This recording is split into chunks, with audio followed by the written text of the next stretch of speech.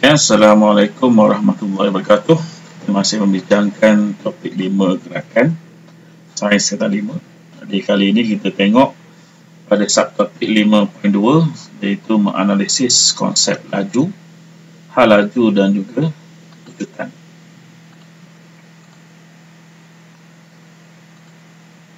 Okey, kita lihat satu persatu dari segi maksud formulanya. Unit SI, Unit Standard International Unit, magnitude, arah dan juga nilai sifat kuantiti. Pertama kita tengok pada jarak.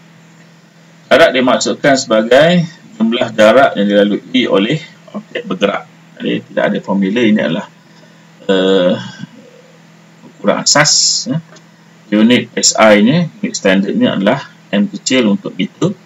Dia merupakan ukuran magnitude, tidak mempunyai arah, maka dia merupakan kuantiti skala. Jadi kalau dia merupakan kuantiti skala, maka jarak tidak sepatutnya ada nilai negatif. Yang kedua, konsep laju. Laju dimaksudkan sebagai jarak yang dilalui oleh suatu objek dibahagikan dengan unit masa. Formulanya, jarak yang dilalui bahagi masa yang diambil. Jadi unit SI, unit standard dia adalah meter per saat. Meter untuk unit SI jarak atau panjang, dan S ini untuk saat. Saat merupakan unit SI untuk masa. Jadi ini merupakan nilai atau ukuran magnitude. Tidak ada arah, maka dia adalah skala, maka juga tak sepatutnya ada nilai negatif. Maksudnya kita ada konsep hal laju. Laju bermaksud jarak yang dilalui ke arah tertentu per unit masa. Jadi formula yang digunakan, jarak dilalui ke arah tertentu dibahagikan dengan masa yang diambil. Jadi unitnya masih lagi meter per saat. Dia merupakan ukuran magnitude dan ada arah, maka dia merupakan vektor. Jadi kalau vektor, maka hal laju ini boleh ada nilai negatif. Okey, seterusnya kita tengok pada konsep kejutan. Kejutan bermaksud kadar perubahan hal laju atau perubahan hal laju per unit masa. Jadi formula dia, hal laju akhir ditolakkan dengan hal laju awal dibahagikan dengan masa yang diambil untuk perubahan tersebut, maka unitnya adalah meter per saat kuasa 2. Kuasa 2 kerana hal laju ini sudah pun meter per saat dibahagikan dengan sekali lagi masa, sebab itu dia akan jadi meter per saat kuasa 2. Dia merupakan magnitude dan kejutan juga ada arah. Ada magnitude, ada arah, maka dalam vektor, maka kejutan juga boleh mempunyai nilai negatif. Okey, selanjutnya kita tengok mengukur hal laju dan kejutan bagi objek yang bergerak di makmal. Jadi yang pertama kita tengok dari segi susunan radas ini. Yang pertama kita ada landasan, kemudian kita ada troli yang dihubungkan dengan pita detik melalui jangka masa detik, dan jangka masa detik ini untuk menghasilkan getaran perlu pada kuasa, maka disambungkan dengan sumber kuasa. Jadi jangka masa detik menggetar atau bergetar pada frekuensi 50 Hz dan menghasilkan satu siri titik pada pita detik yang terlekat pada objek yang sedang bergetar. Dan frekuensi 50 Hz ini bermaksud jangka masa detik ini boleh mencetak 50 titik pada pita detik dalam masa 1 saat. Jadi 1 dibahagikan dengan 50, kita akan dapat masa antara 2 titik ialah 0.02 saat. 1 bahagikan dengan 50. Maka ini yang kita dapat 0.02 saat masa yang diambil daripada satu titik ke titik yang lain. So ni tengok contoh pengukuran hal laju dan pecutan bagi sebuah objek bergerak dalam makmal. Okay.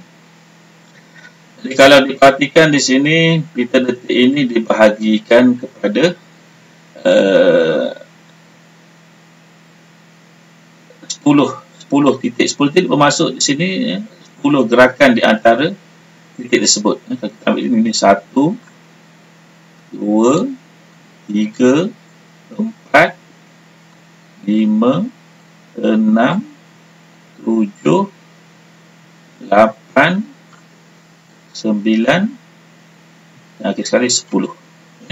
Jadi 10 jalur detik yang pertama.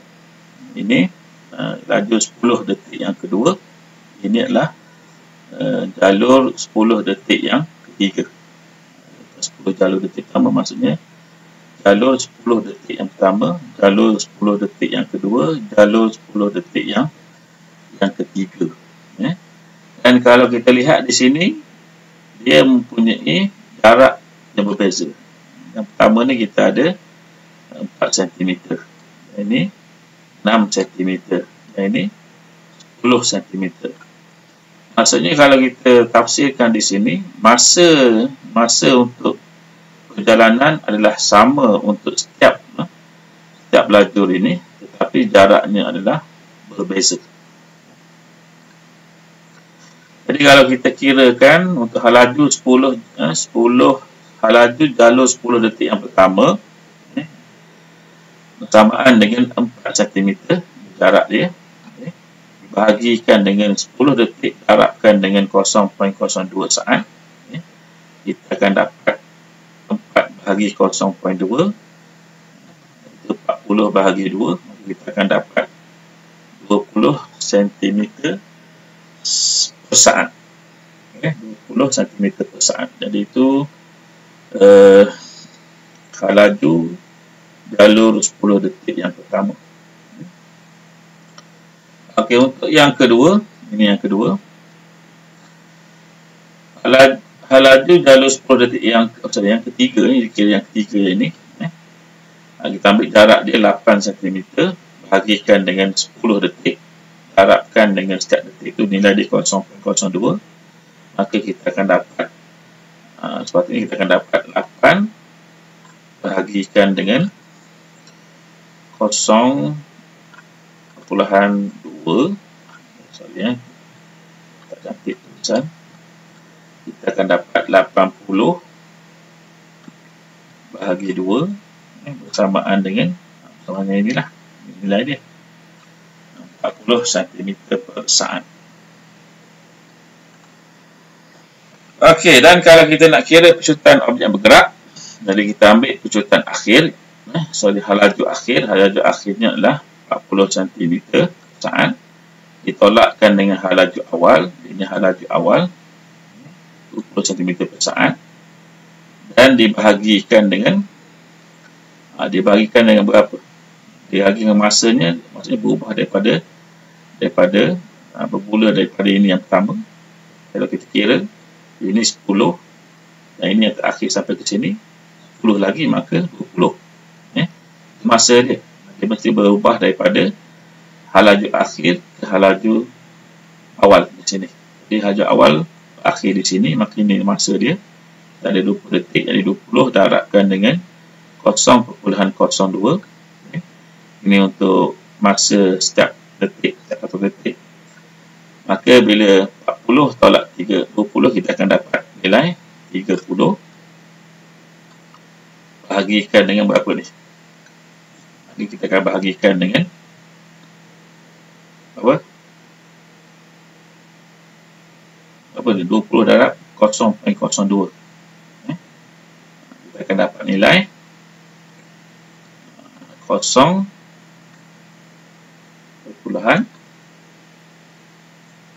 Ini kira-kira lah, kalau ada kalkulator lagi mudah. Jadi kena ingatlah dalam sains, dalam menjawab soalan sains SPM, kamu boleh bawa kalkulator. Jadi jangan bazirkan masa dengan mengira secara manual. Kalau kamu ada dibenarkan membawa kalkulator, maka kamu bawa lah kalkulator. Ini kiraan yang panjang lah ni. 0, 4, 0, 0. Cuba buat dari 0.4. Kita akan dapat 300 bahagi apa? 300 bahagi 4. 10 tak 20, 20 sorry. Saya dapat jago 20 sepatutnya. 20 bahagi 4, kita akan dapat nilai 50 cm per saat kuasa 2. Per saat kuasa 2. Kalau nak sebut boleh 50 cm saat kuasa negatif 2. Boleh sebut. Salah. Sekarang kita tengok pelbagai corak titik pada kita. Jadi yang ini kalau kita tengok, ini menunjukkan malar laju seragam. Laju tak berubah. Dia sama saja daripada mula sampai akhir. Kalau kita ambil tengok di sini, jarak antara titik-titik ini adalah sama. Jadi bila jaraknya sama, masanya sama, maka dia bergerak secara laju malar, maka kita sebut sebagai laju seragam.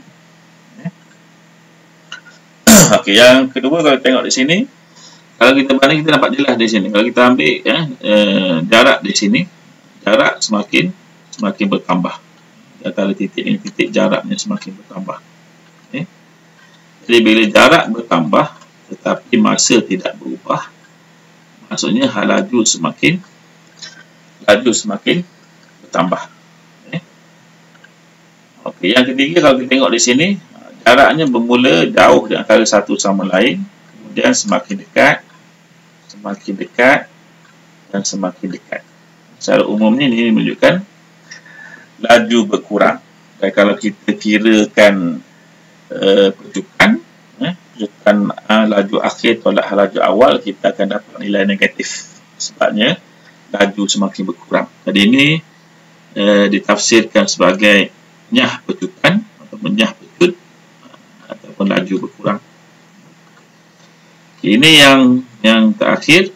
Kalau kita tengok di sini, ini jarak semakin berkurang. Jadi di sini kita boleh tafsirkan kenderaan ini memperlahan sebab lajunya semakin berkurang. Ini semakin berkurang.